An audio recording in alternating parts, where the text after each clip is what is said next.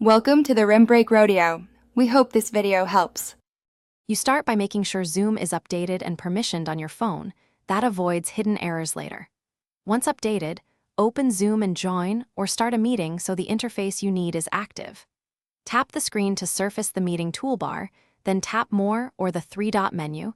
This is the gateway to virtual backgrounds. These steps get you into the right meeting context quickly, so you can change your background without searching through settings outside. Once you open backgrounds and filters, you'll see Zoom's built-in images and effects. Tap any to preview how it maps to your live camera. If you want a custom image or video, tap the plus icon and pick a file from your phone. Make sure the file is compatible and not enormous to avoid upload lag. Also, keep your real background simple and well lit. Zoom's segmentation works better with contrast, so make sure you aren't blending into the backdrop.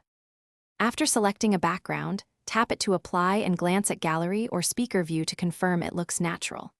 If you notice lag, overheating, or battery drain, turn the virtual background off to restore performance. Mobile devices can struggle with real-time segmentation. If the edges flicker or hair disappears, improve front lighting, stand a few feet from a plain wall, and then reapply. Finally, keep Zoom and your phone OS updated. That resolves many subtle compatibility bugs. Thanks for watching. Consider subscribing if we helped you.